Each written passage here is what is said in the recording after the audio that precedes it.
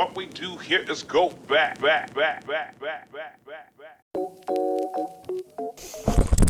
With the holidays fast approaching, Christmas is just over the horizon, and you might be wondering, is the Quest 3 really worth buying right now?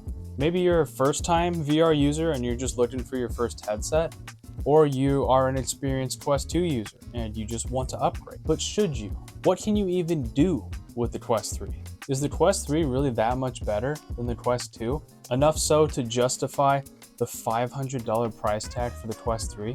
And even if it is there maybe a headset out there that would be a better fit for your wants and needs? But before we get into talking about other headsets besides the Quest 3, let's start this video off with something that everybody loves, a little unboxing. Right here, I have the Quest 3. And what does this baby look like when you open it? When you open the box, you have your Quest 3 and you have a couple of controllers. All right, so first up, there are a ton of sensors on this. There's actually a depth sensor, which can be used in mixed reality to basically map out your surroundings. It creates a 3D mesh of your surroundings so that you can interact with these things in mixed reality. Let's say you threw a ball in mixed reality at your bed.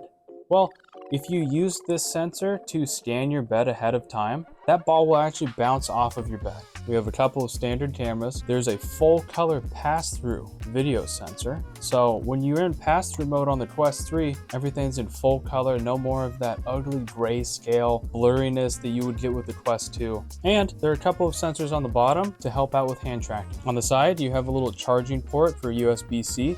You can also use that to plug into your PC to play PC VR games. There's an auxiliary port on the side for headphones, a couple of speakers if you don't want to use headphones. There's a little knob down here that you can turn to adjust the IPD for the lenses. So basically, that will change the distance that the lenses are from each other to adjust for somebody with a different face structure. And this is another cool thing. There are adjustment buttons in here on the sides right next to the lenses. You can actually increase the depth of the headset so that if you wear glasses, you push these babies all the way out and then you'll be able to fit your glasses in there.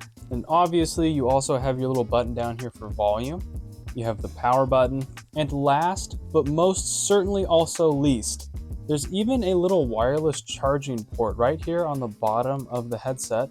But the only way that you can use that is if you purchase the $130 dock specifically made for this headset. Now, $130 is much too rich for my blood, so I went the cheap route and just 3D printed my own little VR dock. And I definitely didn't have to pay 130 bucks for it. Let me just move that to the side really quick. And what else comes in the box? Well, you have another littler box, right? And inside of here, you have your charger, USB-C cable for charging. You have a couple of little wrist straps so that you don't end up throwing your controller at a wall. And then obviously, we got the fun stuff, all right? This is the most exciting part: safety and warranty guide and the help and support guide. What can you do with the Quest 3? Well, there's actually a lot that you can do with it, especially with regards to mixed reality. You can play puzzles, you can play arcade games, you can play a very wide variety of mixed reality games, as well as standalone VR games. I played some mini golf and had a dance party, which was actually really fun. Probably one of my favorite things about this is that I went to pet my dog while I was in pass-through mode, and dude, it was mind-blowing how sharp he looked. I could actually see him. He was no longer this grayscale, blurry little blob like when I was wearing the Quest 2. So you can pet dogs while in pass-through mode with this headset. You are just the cutest little thing. Look at those teeths. A couple more practical uses for this is you can actually wear this and get instructions in mixed reality on how to prepare a meal. Or maybe you want to look up some ingredients or a recipe. I, for one, used it to make these really, really good ginger meatballs. I booted up the headset, I put it on, I moved my little mixed reality dock in the corner of my vision so that I could browse the meta browser while I was cooking. And one thing that I noticed was that it was almost seamless, the way that I could just pinch and browse on that mixed reality window. My hands were extremely dirty, okay? I was mashing the meatballs, getting everything all mixed priced up. If I had to scroll through my phone or use a computer to look through the ingredients, I would have made a huge mess unless I washed my hands. But with the headset, I could pinch and scroll, not have to touch anything physically, and basically have dirty hands the entire time I was using the headset. I don't know, it's a weird thing to be like, oh my gosh, this is awesome, but I thought that was awesome.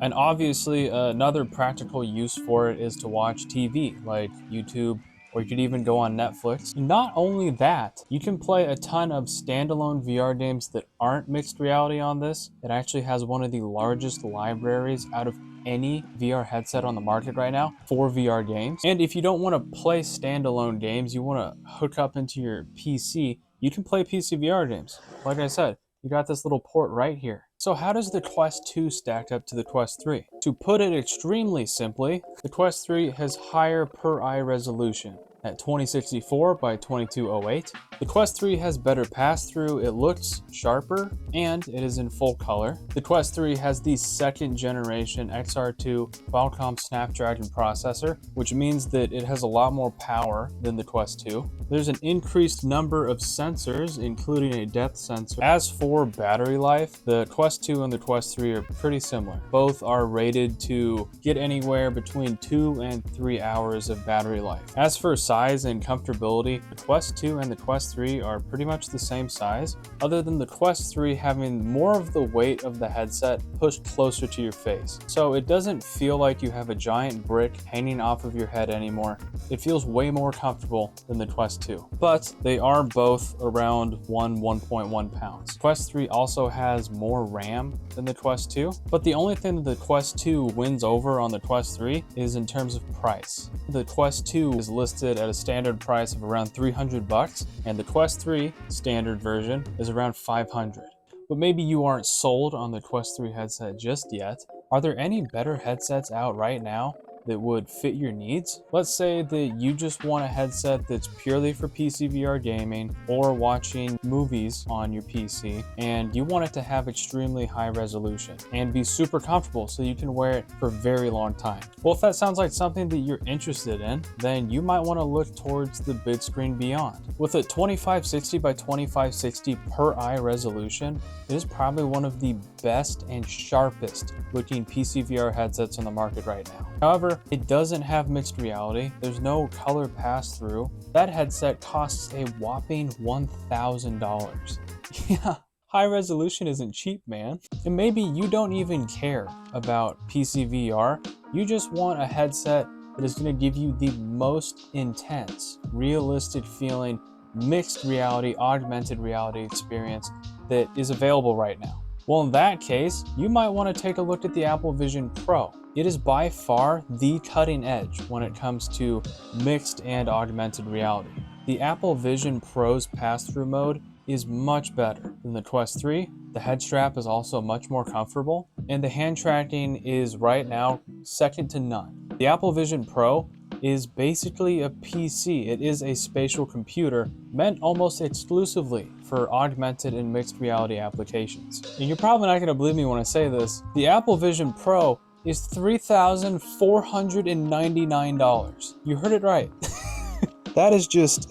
that's crazy to me, dude. At the end of the day, Quest 3 is probably the best standalone VR headset that you can find right now. That's including its price point, being capable of mixed reality, PC VR games, and standalone VR games, as well as overall visual clarity. I mean, you will have a hard time finding another VR headset that does everything that the Quest 3 does and doesn't cost over $500. So if you're searching for your first time headset, or you even just want to upgrade from the Quest 2, I highly recommend buying this headset. I didn't get sponsored by Meta. This isn't a paid video, okay? Like I said, I went out and bought this with my own money. So trust me, it is an amazing headset. And if you're sold on one, maybe you want to go pick one up right now, there's actually a link in the description below where you will get taken directly to the Amazon storefront for the Quest 3, and you can buy one yourself. Anyways, I hope that this video helped you decide whether or not you think the Quest 3 is really worth buying. If it did, please consider subscribing to the channel. I make a lot of different kinds of VR content,